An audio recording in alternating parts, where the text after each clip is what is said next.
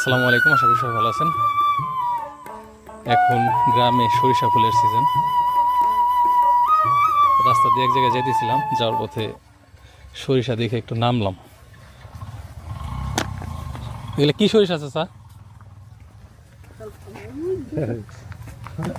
সরিষার নাম নাই?